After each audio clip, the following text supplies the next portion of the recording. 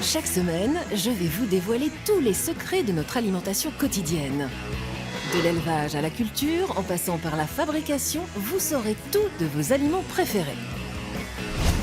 L'endive est le troisième légume le plus consommé en France, derrière la tomate et la courgette. Ce légume est aussi la base d'un grand classique apprécié des petits et des grands, l'endive au jambon. Mais avant de vous livrer cette recette facile et familiale, j'ai décidé d'enquêter sur les deux aliments de ce plat, l'endive et le jambon. Aujourd'hui, j'ai fait appel au chef Sébastien Dagonneau pour me dévoiler tous les secrets d'un plat incontournable, l'endive au jambon. Donc je compte sur vous, Sébastien, pour me donner des petites astuces pour que ça crépite dans les papilles. Ça pète en bouche. Mais avant de concocter ce bon petit plat, il faut trouver l'ingrédient indispensable, l'endive.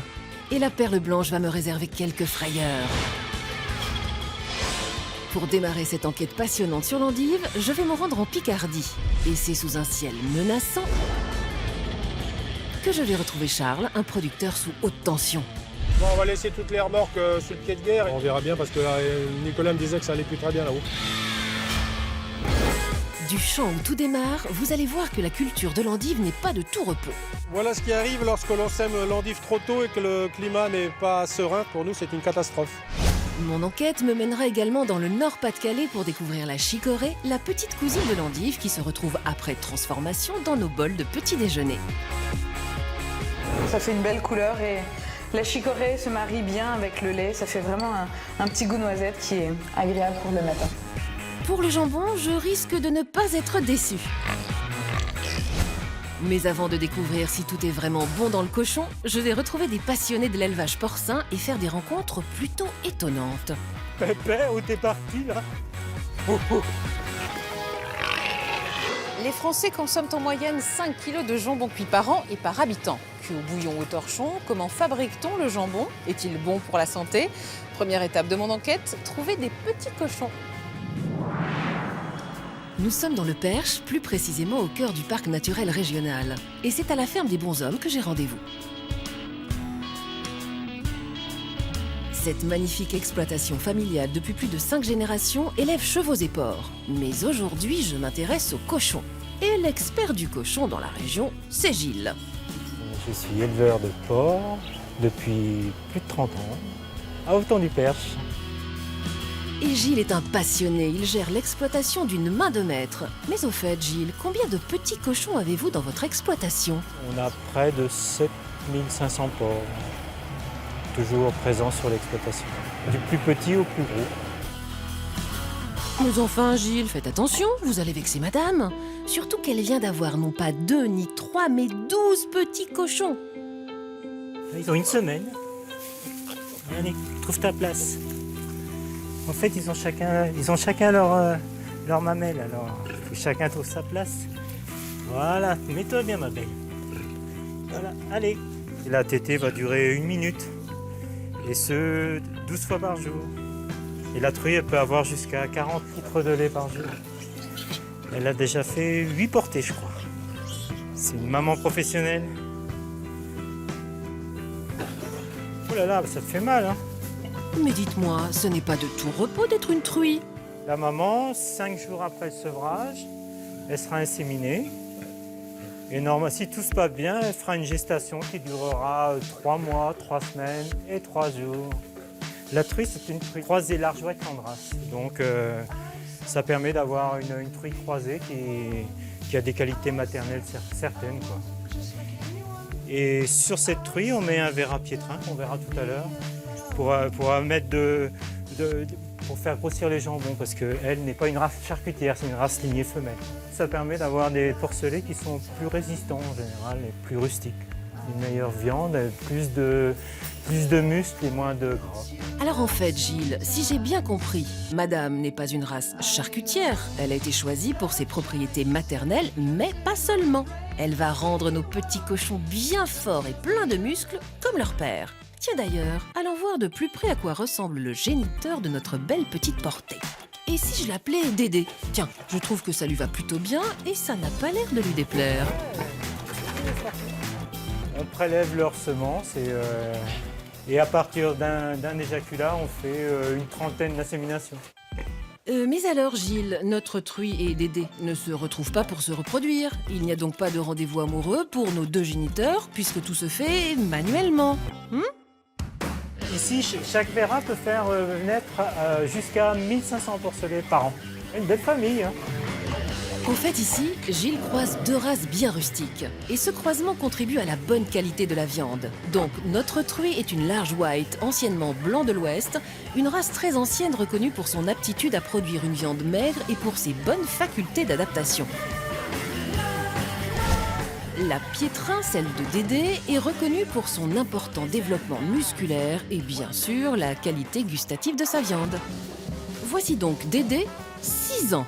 Allez, t'es jolie comme ça. Voilà. Heureux papa de plus de 6000 petits porcelets et Dédé est en forme olympique. Pépé, où t'es parti là? Il donne même un peu de fil à retordre à Gilles.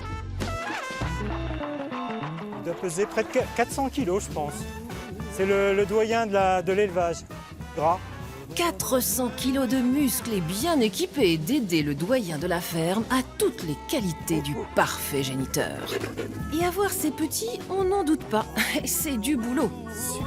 Il est temps pour lui de rentrer. Le repos du guerrier est bien mérité. Les vaches, tu devais à manger.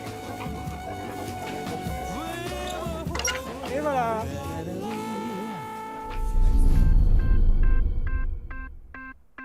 La nuit tombe à la ferme des bonshommes, mais pour Gilles, la journée est loin d'être terminée. Depuis leur installation en 1978, ils sont devenus des agriculteurs éleveurs spécialisés dans la production porcine de père en fils, même si aujourd'hui l'élevage s'est quelque peu modernisé. Je suis tombé dedans quand j'étais petit, sans doute. J'ai pris la succession de mes parents, comme bon nombre d'éleveurs. Et puis après, on a développé, on a profité du fort développement, de la réorganisation de cette filière qui était très dynamique jusque dans les années 2000. Gilles m'emmène à présent dans la maternité.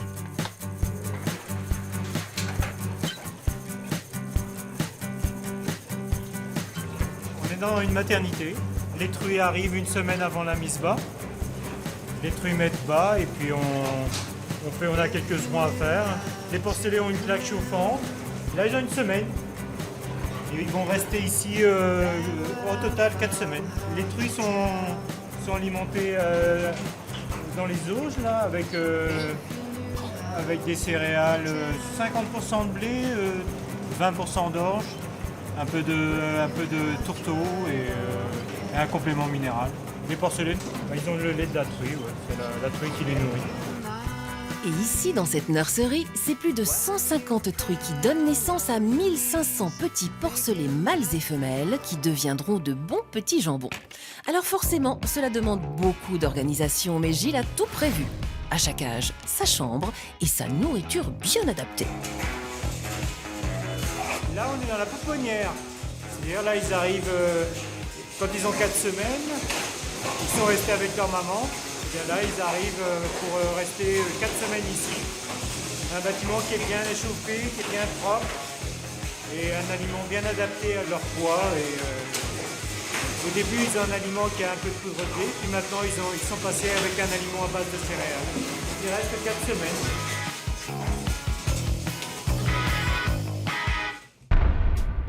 Et après nos 4 semaines, nos petits porcelets vont être encore engraissés pour arriver à maturité. Ici, c'est la fin d'engraissement. C'est la dernière étape avant l'abattoir et c'est les animaux qui sont les prochains, malheureusement, à être sur la liste. Le porc des bonshommes est engraissé lentement au rythme des saisons avec des céréales cultivées localement. Il se distingue par sa maturité. Et pour assurer une charcuterie d'excellente qualité, les porcs abattus ont un âge plus avancé et un poids supérieur à la moyenne nationale. Petit à petit, on a un plan d'alimentation qui fait que ça augmente petit à petit, qu'ils ne grossissent pas trop vite et qu'on ait une meilleure qualité de viande.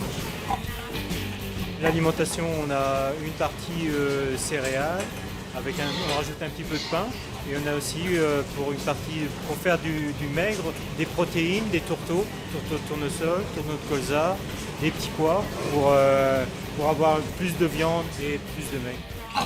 Un menu qui n'a pas l'air de déplaire. Là, ils vont rester sans 40 jours au maximum. Ils partent à 115 à 120 kilos.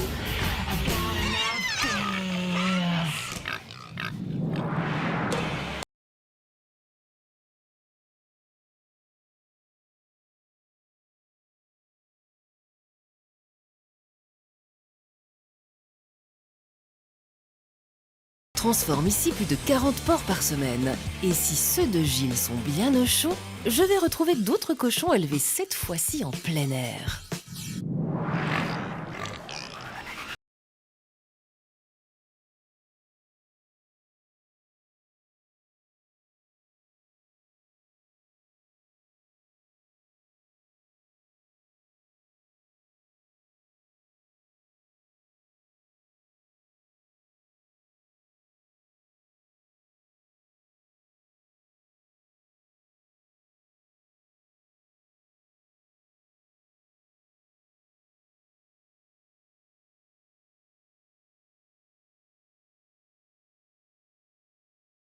Blé, orge et avoine avec supplément de poids, des féveroles et de la vesse qui sont des légumineuses très riches en protéines. Et tout ça est bien évidemment bio. Ils n'ont pas l'air de bouder leur plaisir.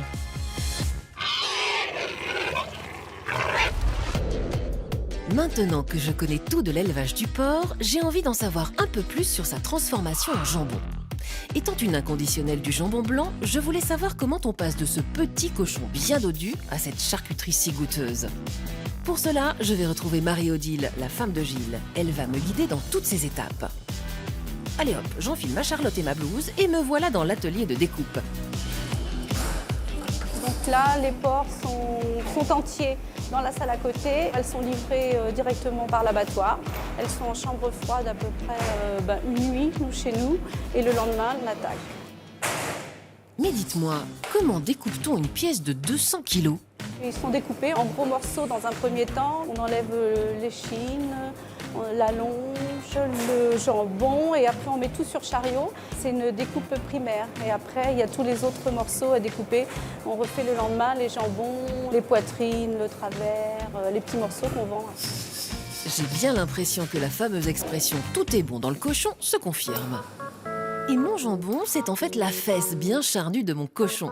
Alors concentrons-nous sur cette belle pièce. Et c'est Philippe, l'artisan boucher, qui manie le couteau comme personne, qui va m'aiguiller. Une bonne maîtrise du couteau, disons. Philippe va donc dégraisser, mais surtout désosser notre jambon avec précision. Ça perd de son poids, entre 2,5 kg et 3 kg environ. Une fois désossé, il va être salé, ou plus précisément saumuré. Allez, c'est parti. Mais dites-moi Philippe, quelle quantité de sel mettons par jambon? La quantité de sel, c'est 3,5 kg de sel pour 50 litres d'eau. Et c'est cette drôle de machine qui va faire tout le boulot. Notre jambon va se faire transpercer par d'immenses aiguilles qui vont injecter notre solution salée au cœur de la chair du jambon. Ils vont ensuite tremper dans cette marinade salée pendant 24 heures. Là, ce sont des jambons qui ont été dans la décoction pendant 24 heures. Ils sont prêts à mouler. Allez, au moulage les jambons. Et c'est parti pour une mise en chaussette. Mais qu'est-ce que c'est que la mise en chaussette, Philippe ?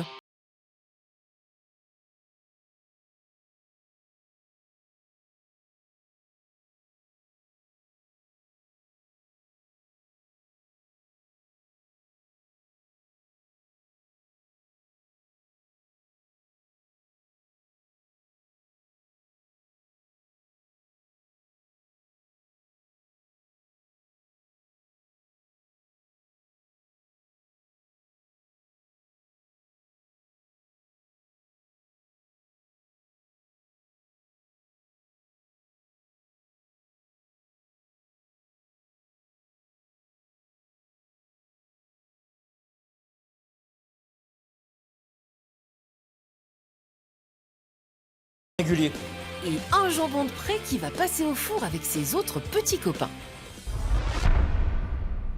Mais avant de cuire, c'est Gabriel qui prend le relais. Il va ajouter 2-3 ingrédients nécessaires pour donner encore un peu plus de goût. On va mettre un bouquet garni, un gros bouquet garni dedans. Thym, laurier, carottes, poireaux, branches de céleri, ail, genièvre et clou de girofle. Persil. Parfumer le bouillon qu'on met dedans pour que ça cuise toute la nuit après. De quoi donner plein de saveurs.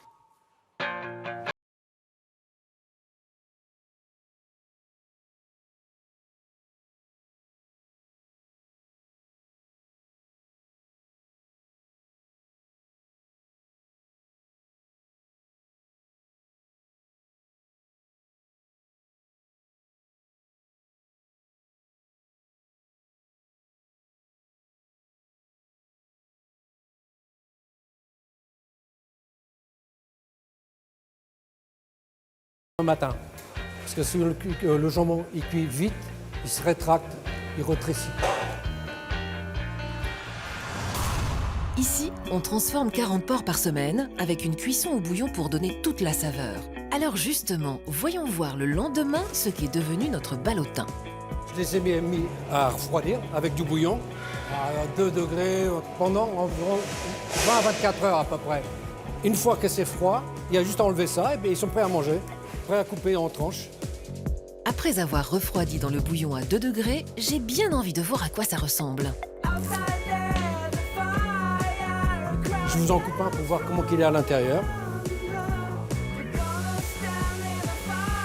Voilà. Et voilà comment on passe d'une fesse bien charnue à un jambon plein de saveurs. Alors Gabriel, vous en pensez quoi? Extra, pas salé, il se tient bien, naturel. Ce sont 60 jambons qui vont être vendus par semaine. Maintenant que je sais comment se fabrique le jambon supérieur que je retrouve chez mon charcutier bien tranché, j'ai bien envie d'en savoir un peu plus sur le jambon à l'os.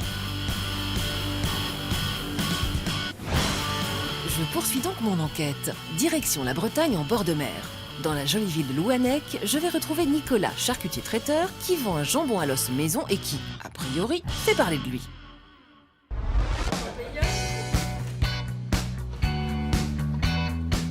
Je viens acheter le jambon à l'os parce que je le trouve très bon, ça n'a rien à voir avec le jambon habituel. Bon, mais alors, qu'est-ce qu'il a de plus ce jambon à l'os par rapport à notre jambon supérieur? J'ai l'impression que derrière ces étals alléchantes, je vais obtenir toutes mes réponses. Allez-y, j'enfile mon tablier pour me faufiler dans les coulisses et bien comprendre cette différence. La différence entre les deux jambons, donc on a deux saumures différentes, une plus prononcée pour le jambon dit parisien, un jambon à la coupe, et une moins forte pour le jambon à l'os, de façon à préserver un goût plus puissant un petit peu au niveau gustatif. Donc, si j'ai bien compris, c'est une différence de saumure, la solution salée. Allez, c'est reparti avec un autre fessier porcin. Hop. Demi-cochon. Hop. On va sortir le jambon.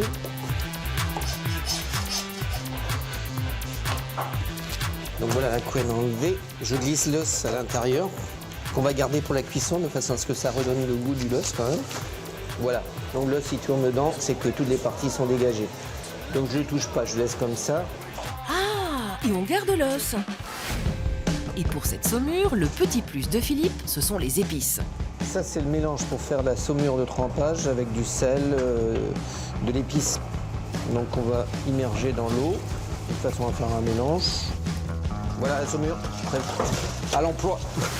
Maintenant que notre saumure est prête, notre jambon va lui aussi être piqué pour que notre solution salée et épicée se retrouve au cœur du jambon. On va piquer le jambon et ça va sortir par plusieurs petits jets de façon à incorporer le sel sur la totalité du jambon.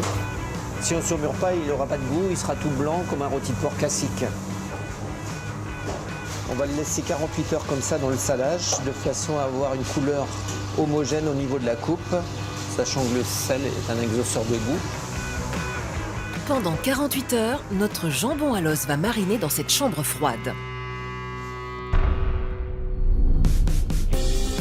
Une fois ce temps écoulé, Philippe va cuire son jambon. Mais Philippe, c'est quoi ces petits pochons? On a fait une gelée de cochon, un bouillon de cochon avec les couennes, les os, les aromates qu'on va introduire dans le sac avec le jambon, de façon à marquer le goût dans le jambon. Ensuite, on va le mettre sous vide. Ah, très bien, un jambon sous vide. Ouais, pas mal comme mode de cuisson. On va le régler sur 68 degrés. Il va partir sur 12 heures de cuisson. On récupérera demain matin à l'aube et on le mettra en cellule de refroidissement.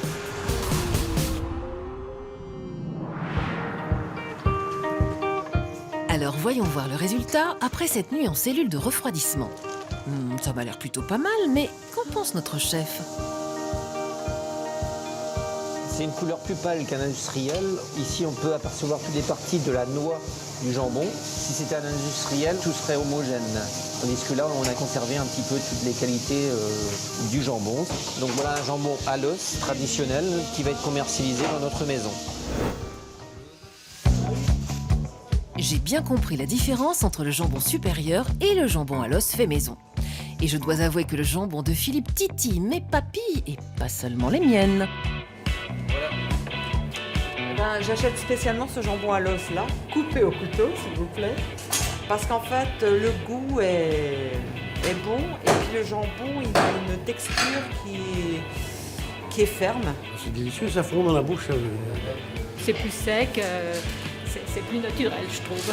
Bon, en règle générale, on essaie de sortir que du bon, quoi. Hein. Maintenant que je sais tout du cochon au jambon, j'ai bien envie de savoir si cette charcuterie si appréciée est bonne pour notre santé. Je vais retrouver Brigitte Danchin, nutritionniste, qui va tout me dire.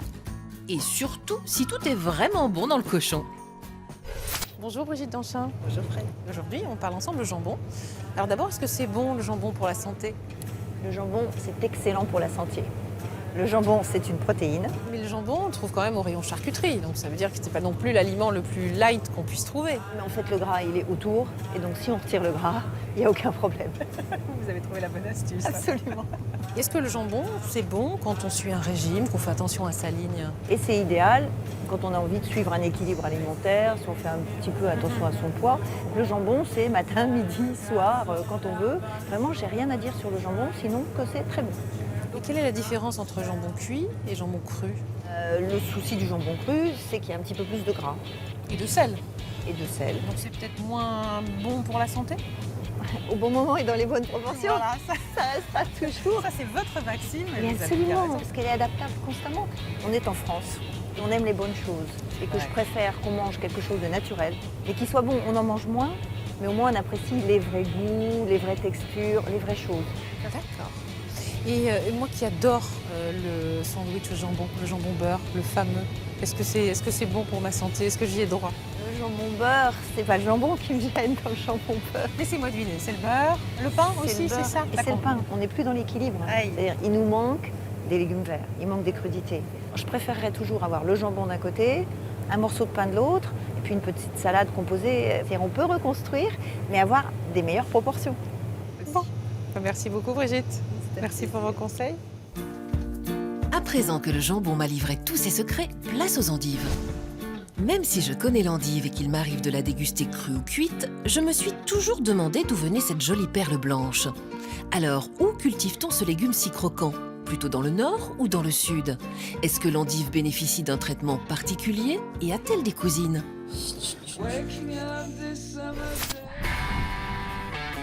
Pour tenter d'en savoir plus, je ne vais pas perdre une minute. Direction la Picardie. Et c'est à l'aube que je retrouve Charles qui gère toute la logistique d'une coopérative d'endives. Et a priori, je ne tombe pas vraiment au bon moment. Il faut envoyer toutes les remorques à l'usine, même s'il y a un petit trou, après j'en aurai d'autres plus. Un coup de fil qui se révèle être une urgence. Nos endives seraient-elles menacées? Pour le savoir, je vais suivre Charles. Allez, c'est parti pour le 24 heures chrono de l'endive. Nous sommes dans une région de polyculture élevage, nous sommes dans le Valois géographiquement. Donc l'endive est une culture très spécialisée où on n'est que les seuls à en faire ici, mais historiquement il y avait d'autres producteurs d'endives qui faisaient ça en carrière ou sous couche depuis toujours, depuis avant-guerre. Charles est le seul producteur d'endives de la région, ce qui n'est pas de tout repos. Ce matin, c'est mon tour d'arracher des endives au champ pour les amener à l'endiverie. Alors pour sa toute première mission de la journée, Charles va prendre sa tenue et ses outils de travail.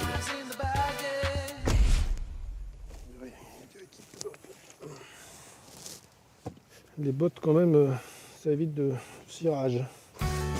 Une voiture tout-terrain et des bottes en caoutchouc, voilà Charles équipé et prêt à gérer l'arrachage des endives. On produit entre 6 000 et 6 400 tonnes d'endives vendues par an. Le premier secret de l'endivier, c'est d'être un bon cultivateur et bien faire pousser les endives au champ.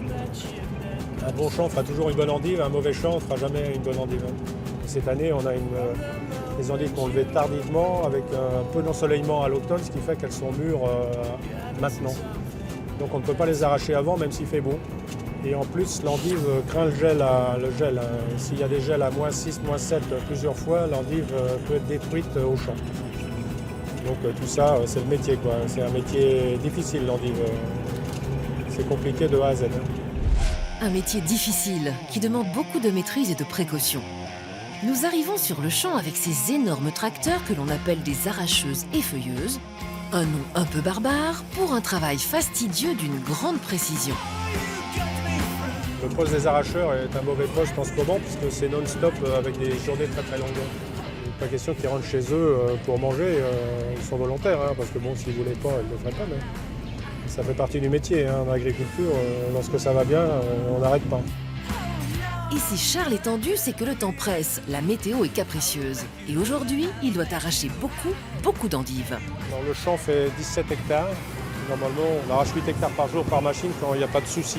Bon, mais voyons voir de plus près comment est arrachée notre endive. L'arracheuse a une feuilleuse à l'avant qui doit couper ces feuilles-là pour ne laisser qu'un trognon avec 1 cm de feuille qui sera à l'origine. Et ensuite, il y a 9 socs qui vont chercher la racine à 10 cm sous le sol et qui la remontent et qui la nettoient sur un circuit de nettoyage avant de la mettre dans les remorques qui suivent et qui emmèneront donc ces racines à l'endiverie qu'on verra tout à l'heure. Le marathon continue. Charles vérifie que tout se passe bien auprès de son chauffeur. J'en profite pour monter dans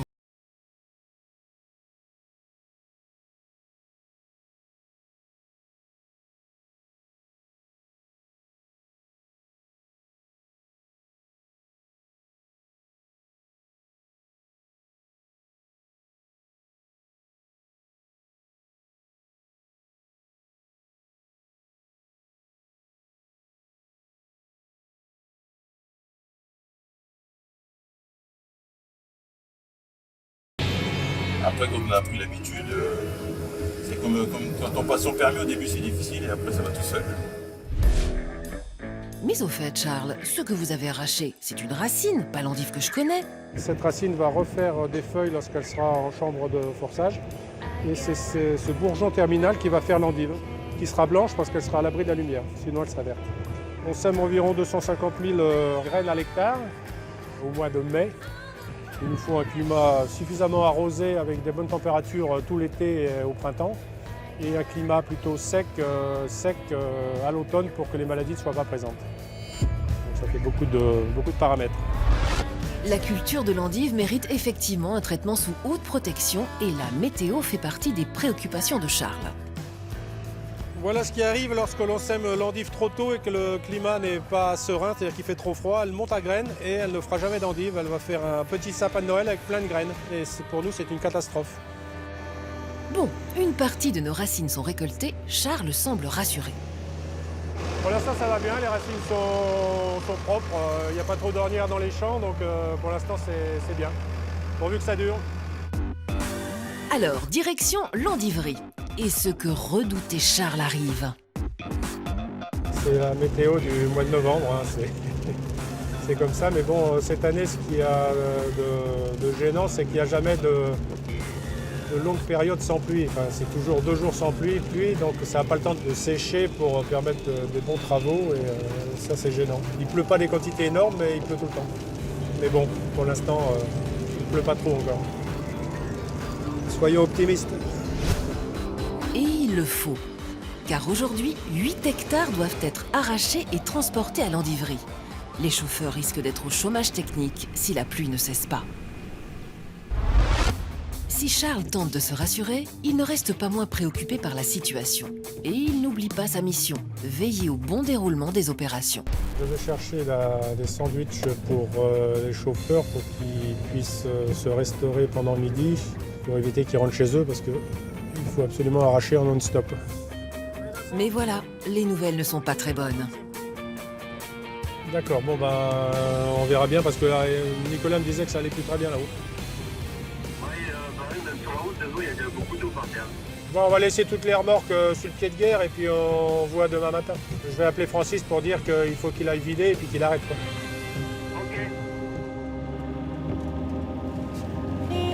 L'arrachage, on va arrêter et puis on reprendra demain s'il n'a pas plu, quoi. Mais bon, tous les ans, c'est la même chanson, hein, on est rodés. Direction donc la coopérative à quelques kilomètres de nos champs où sont livrées nos racines d'endives. Plusieurs tonnes vont être déposées dans la journée. Elles vont être pesées, triées, déterrées, traitées, refroidies et bien sûr cultivées pour enfin devenir des belles perles blanches qui seront emballées et envoyées sur nos étals. Alors pour commencer tout ce parcours, voici la première étape de mise en beauté, le déterrage. Donc ici, ce sont la mise en bac avec le système de déterrage. Hein. Les racines arrivent, elles tombent dans une crémie. Elles sont amenées ici, là elles sont secouées, déterrées. Une fois secouées et déterrées, elles vont ensuite suivre la direction des palox sur des tapis roulants. Les palox, ce sont ces énormes bacs en bois. Et nos racines vont avoir droit à un petit traitement de faveur. Le traitement, c'est un traitement au chlorure de calcium afin de complémenter la racine en calcium qui manque un peu dans nos terres. On manque de calcium dans nos terres et l'endive, si on ne met pas ça, met une carence et il y a des taches brunâtres dans le cœur de l'endive.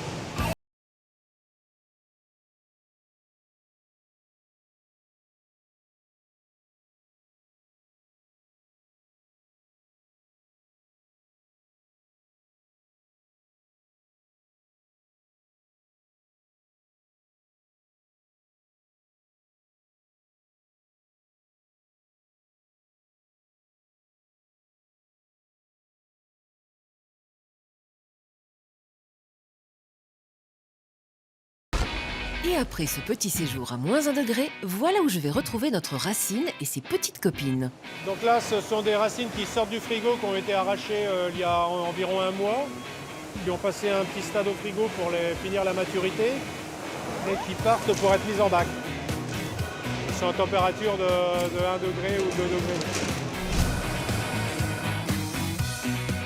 Mais avant d'être mises en bac, nos racines défilent sur ce tapis. Plusieurs personnes vont les positionner pour une petite coupe. En fait, on coupe l'extrémité de la racine pour la laisser faire des radicelles qui puiseront les ressources dans les palox remplis d'eau. Allez, hop, direction la chambre noire. Ici, ce sont les racines qui sont rentrées aujourd'hui. Donc elles ont 0 jour. Donc on voit le bourgeon terminal qui est là, qui va repousser du centre et qui va faire l'endive. Et on va voir sur le cycle de 21 jours la pousse de l'endive journellement. Chaque jour, il y a une prise différente. Juste un peu poussé, voilà. Ça, c'est les bébés endives, elles ont combien? Une semaine. Donc on voit bien que c'est le cœur qui repousse, les feuilles ne poussent plus, ça repart du cœur. Et ça va faire une endive qui va monter et qui reste blanche parce qu'elle est à l'obscurité. Montre-nous la fin de l'endive. La fin, directement Ce sont des endives qui ont poussé pendant 3 semaines et il y a un flux d'eau dans chaque bac qui vient du haut jusqu'en bas et qui est recyclé sans fin. Et chaque racine fait des radicelles où elle pompe son énergie et son eau pour faire l'endive. L'endive étant quand même à 99% d'eau. Voilà donc son secret pour être bien blanche, rester 3 semaines dans le noir. J'avoue être fascinée par sa culture. Impressionnant. Dans cette coopérative, on traite plus de 35 à 40 tonnes d'endives par jour. Et pour nos petites dernières, voici donc l'ultime étape. Donc le bac a été posé, il va passer dans la chaîne pour être cassé. Donc chaque endive est reprise à la main et posée dans une coupleuse automatique. Et ensuite, ça part dans la chaîne pour être emballé selon les commandes. Libérées de leurs racines, nos endives sont enfin prêtes pour être pesées et emballées. Alors les endives ne sont jamais lavées et d'ailleurs la ménagère peut la manger sans la laver. Il vaut mieux, on lui conseille, parce que les endives les dernières feuilles qui sont avec un peu de salissure sont retirées. Et cette endive n'a jamais rien touché, elle est poussée à partir de la racine. Elle n'a jamais eu de produits chimiques ni de terre. D'ailleurs l'endive, il suffit de prendre un couteau pour faire sa salade, vous la coupez, hop c'est prêt. C'est dans l'assiette, 2 € le kilo et ça reste 3 semaines dans le frigidaire. Si vous pouvez manger l'endive, elle est très bonne, très sucrée, et il n'y a pas de souci.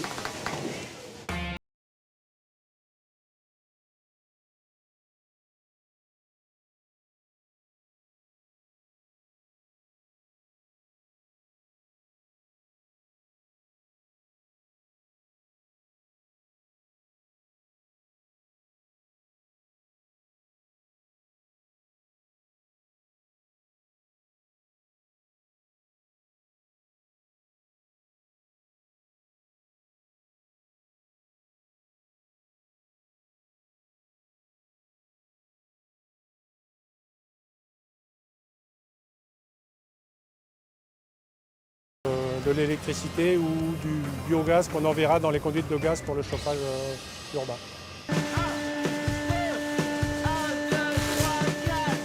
Je comprends que si l'endive demande autant de soins, c'est qu'elle est très précieuse. Et si Charles est sous tension, c'est pour s'assurer que tout se passe bien et que votre endive soit parfaite sur vos étals.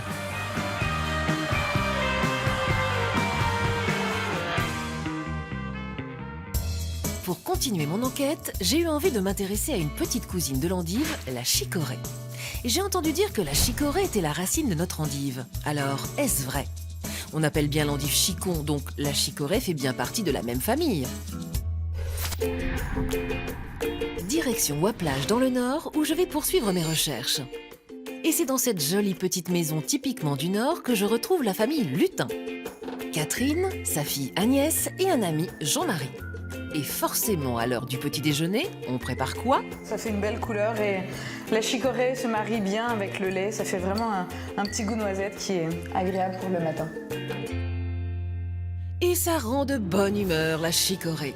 À voir Catherine, Jean-Marie et Agnès, j'ai bien envie d'en savoir un peu plus.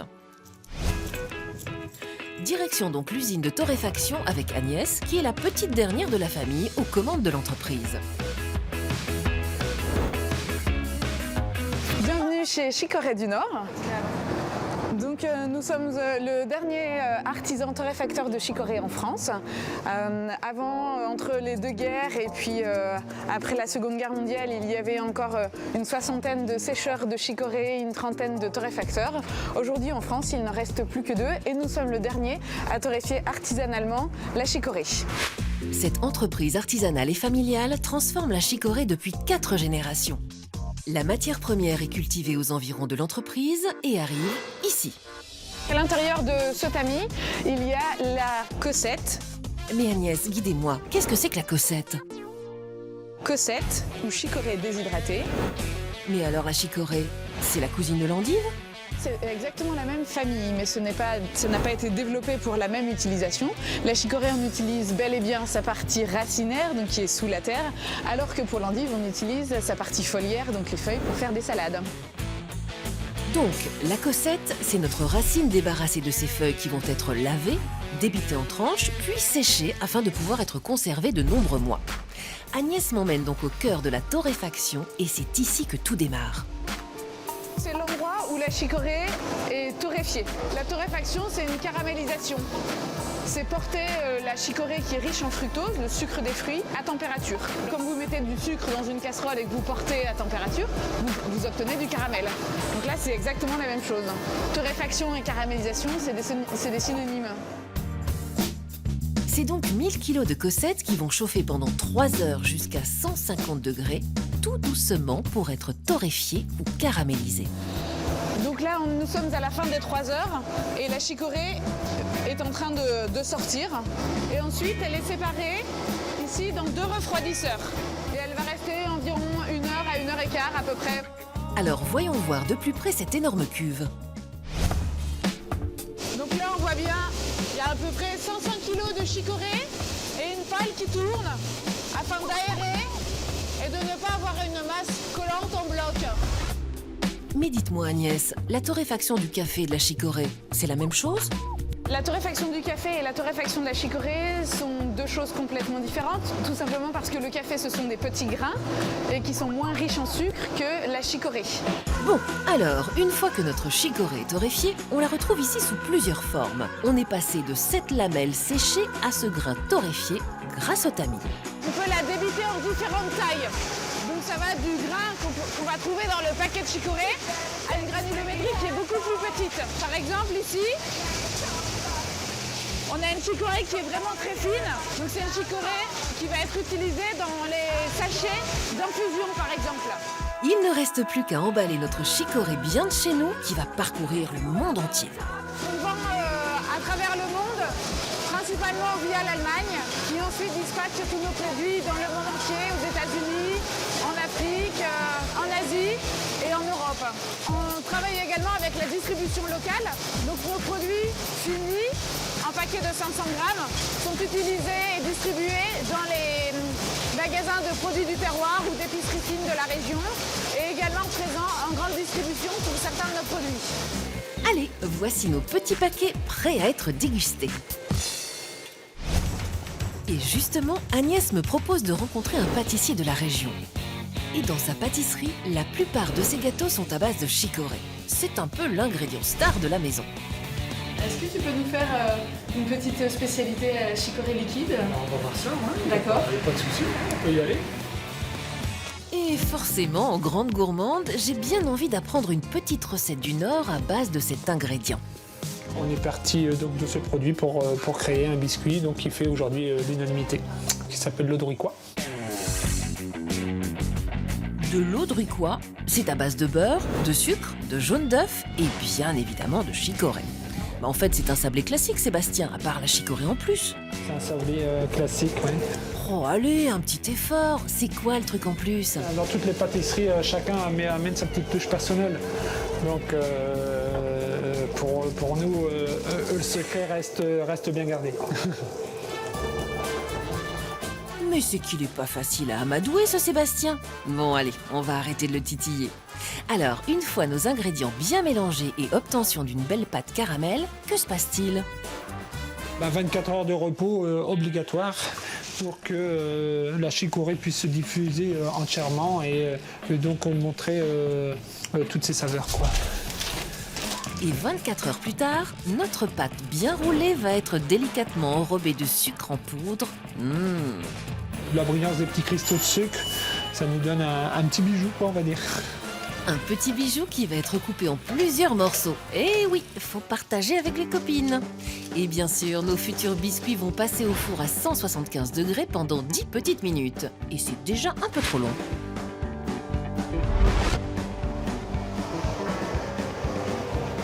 Ah bah vous sentez l'odeur là?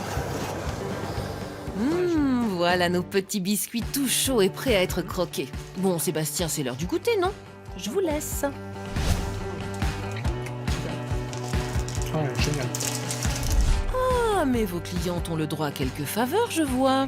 Ah, c'est beau. Ouais. Tu sens bien, il y a bien le goût de beurre dedans. Ah, voilà, c'est ce Beurre que... de ciel. C'est ça. Ouais. Voilà. Voilà.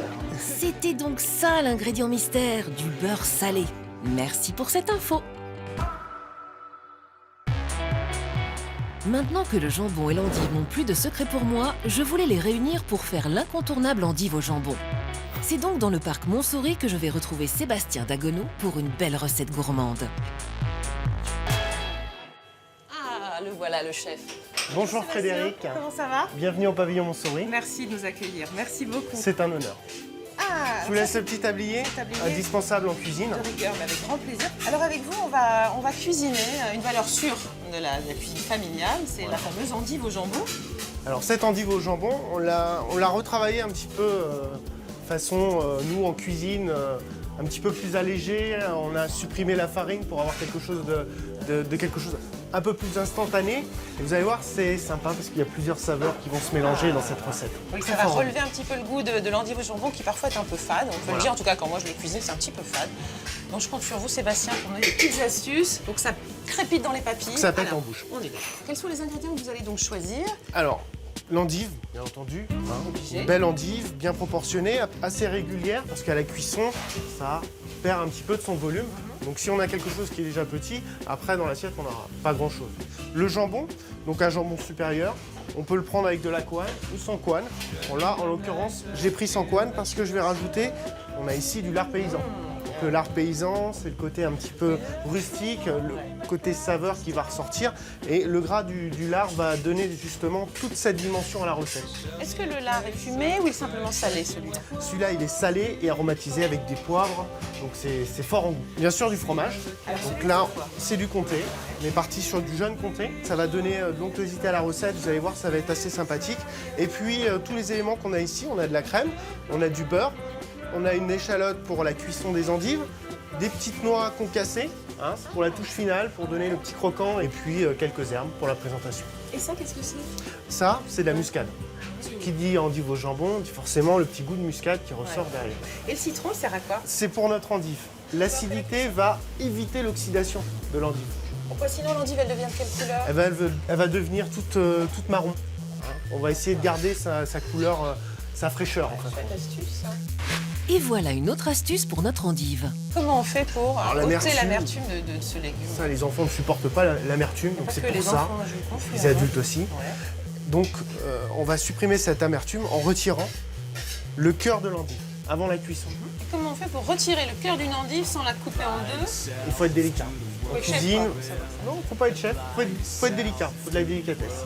Alors ça, c'est un gros problème. Je suis pas très délicate et je suis maladroite, vous allez voir. On va voir ça. Donc, on prend un économe, vous voyez, et là, on va poser son doigt au centre et on va tourner. Alors, il ne faut pas enlever trop parce qu'après, l'endive ne va pas se tenir. Vous voyez. C'est tout petit. Je vous laisse faire. Ah bah volontiers. À mon avis, j'en ai Faites une rotation. pas assez enlevé, mais on va voir ça. Pas grave, bon. Ça va, chef? Très bien. Ouais. Très bien. Pour notre cuisson, on va utiliser un bouillon, ici. Bouillon de volaille, classique. Alors à la maison, on prend le petit cube, on le met dans l'eau, on le fait dissoudre. Pour ajouter de la saveur, on va mettre à l'intérieur une échalote. On va la ciseler. Alors ciseler, c'est couper en tout petits dés. Comme ceci. Vous voyez? Et bien après, ensuite, on fait nos petits dés bien réguliers. Je vous laisse finir.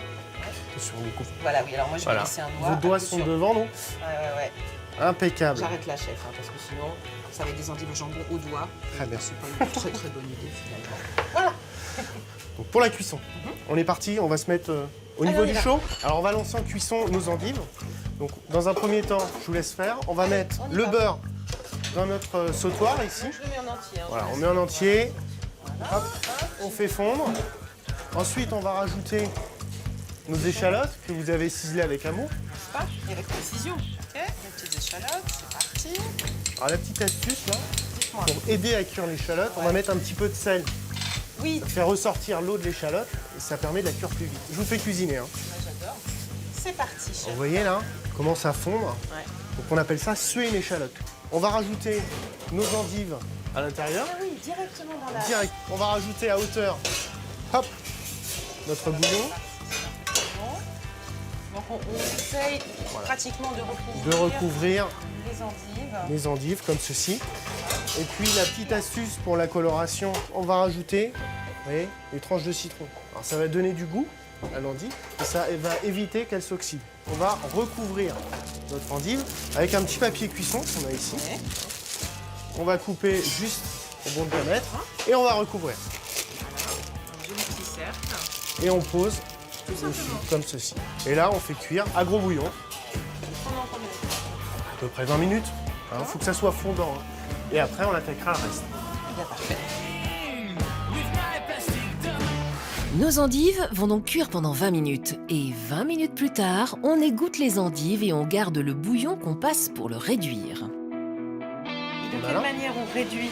À la chaleur, tout doucement. L'évaporation de l'eau va faire qu'on va avoir toutes les saveurs qui vont se concentrer dans notre bouillon. Parfait. Nos endives, on va les poser sur un petit papier absorbant là et on va les laisser refroidir. On n'hésitera pas à bien les presser parce que toute l'eau qui est à l'intérieur, si on ne l'enlève pas, elle va ressortir au moment où on va mettre dans l'assiette.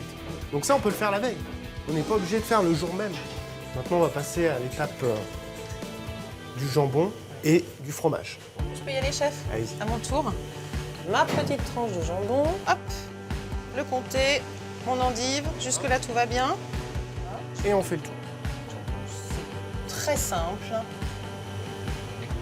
Et ça le fait. Voilà. Continue? On continue. Allez. Allez, encore On a deux. 4 à faire.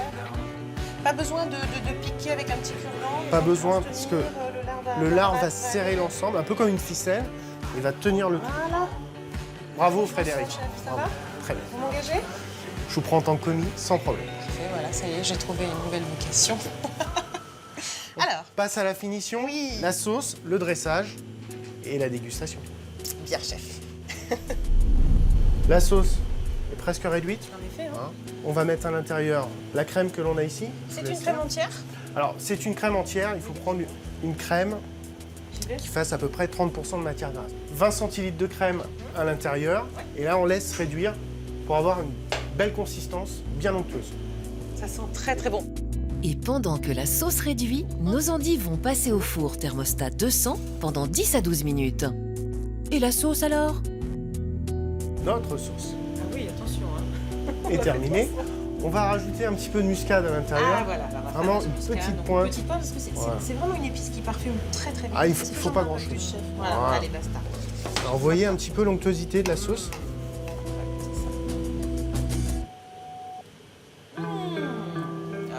Ah ouais. Alors on sent la petite pointe de citron, ce petit goût d'acidité, tout le velouté, l'onctuosité de cette sauce-là, avec des parfums de volaille. Parfait. Les endives nous appellent. Alors, ah oui, je les entends. Les endives.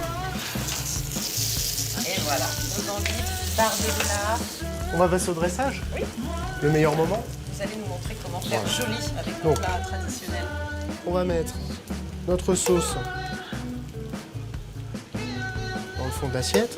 Nos endives, vous voyez le fromage là? Ah oui, on Comment voit ils bien, elle font fait des fils. On les pose délicatement. On termine avec les petites noix Ouais. ici. Et puis la petite touche. De verre. Et bien maintenant, l'étape la plus difficile de cette aventure, la dégustation, chef. On y va? On y va. Merci. C'est gourmand, c'est appétissant. Et oui, puis alors, l'endive se tient bien. Plus de fromage ou de sauce?